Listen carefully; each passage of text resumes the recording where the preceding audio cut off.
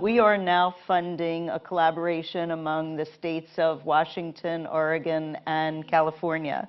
And they are putting together the infrastructure that will ultimately create an infrastructure bank for the western coastal states.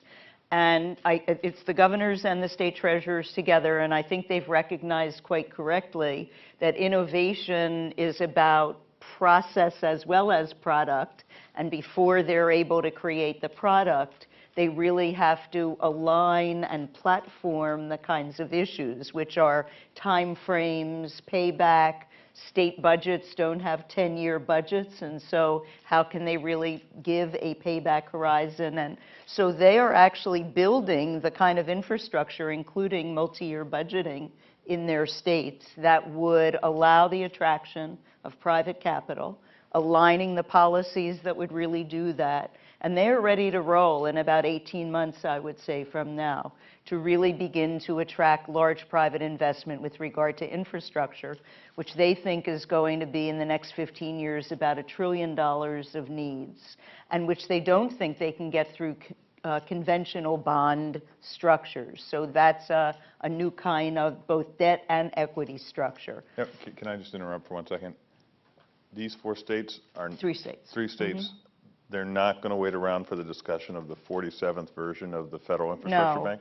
No, I think what we're seeing, and maybe this is even a better place to start, I am actually optimistic. Bruce Katz and I have been writing recently on what we call the Pragmatic Caucus, which is what our first 2 speakers are talking about, which is the fact that in a lot of areas in the United States, the metro regions are not waiting around for the federal government. But there's 47 very good plans about national infrastructure banks floating around the city right now. Right. We hope that they will come to fruition. We actually funded the construction of 2 of those plans, but we're not waiting either anymore. The innovation is occurring in the states and the metro regions. It's really clear. For whatever reason, and we could spend 14 hours speculating on the reasons, we're not going to get that kind of creativity currently out of the federal government. So we ought to go back to a federalist system, if you will, which is what we're really talking about, and look for ways to promote that kind of energy and creativity at the regional, state, and local level.